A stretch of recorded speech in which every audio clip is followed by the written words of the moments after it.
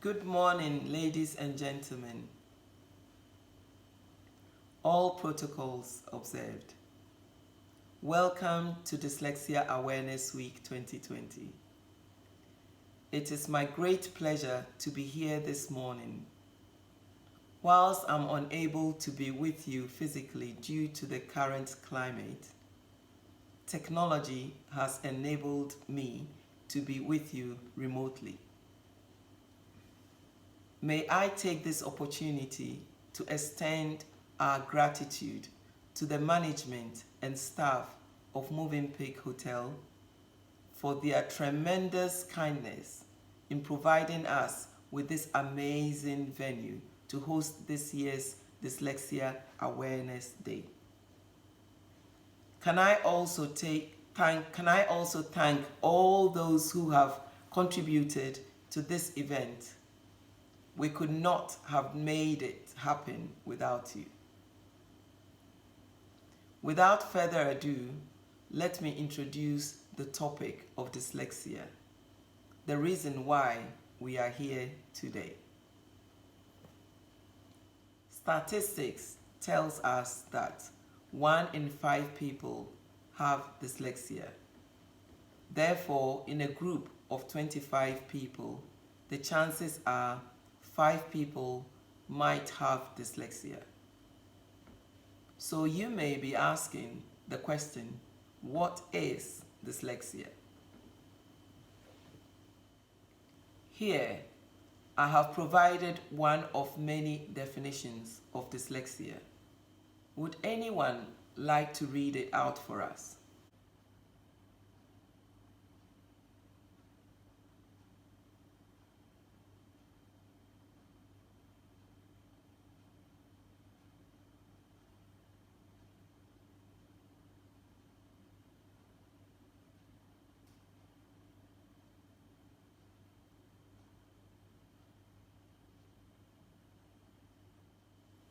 Difficult, isn't it?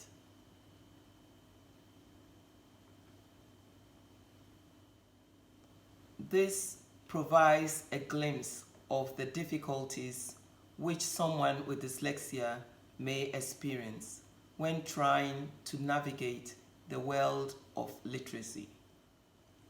According to the UK National Health Service, dyslexia is a common learning difficulty that can cause problems with reading, writing, and spelling.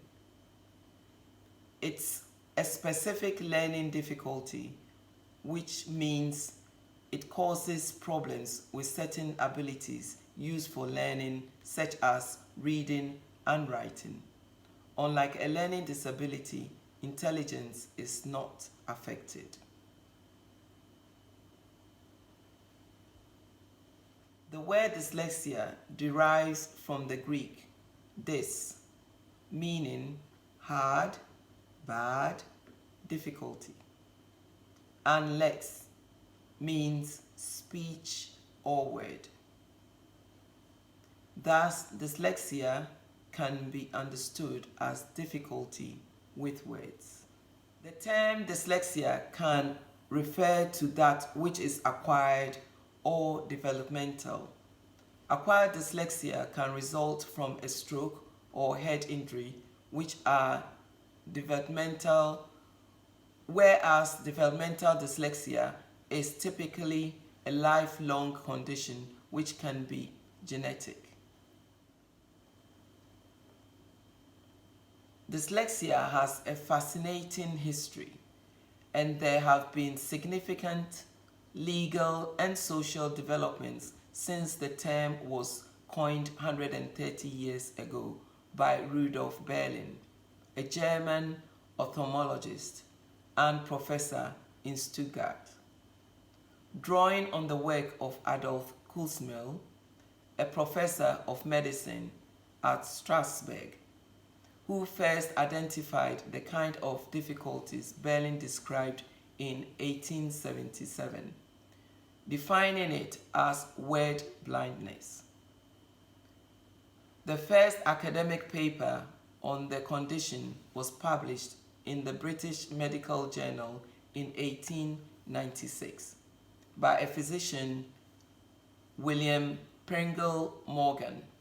And in the last 50 years, there have been significant advances both in understanding its causes and in finding ways to address it. During the same period, people with dyslexia and the parents of the children with dyslexia have campaigned for better support and awareness. Here is a brief overview of some significant dates. In 1962, the first reference to dyslexia is made in Parliament. In 1970, the Chronically Sick and Disabled Persons Act makes passing reference to dyslexia.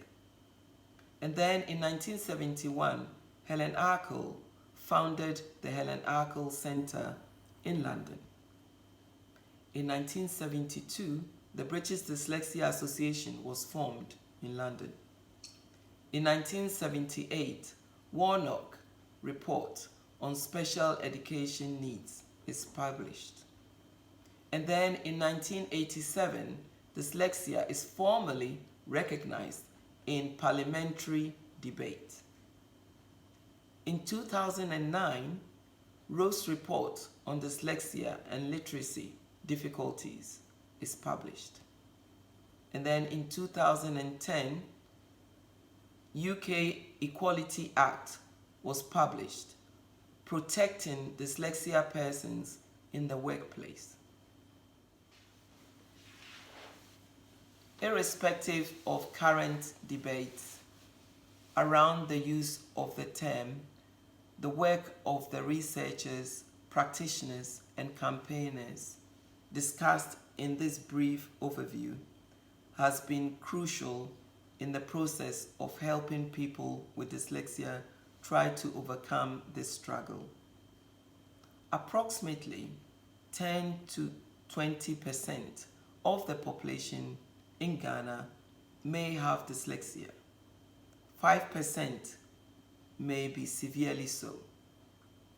Many of the people with dyslexia across Ghana, both adults and children, may be unable to fulfill their potential, as a large percentage of the population still do not understand what dyslexia is, the difficulty which dyslexia presents, and how best to support the condition.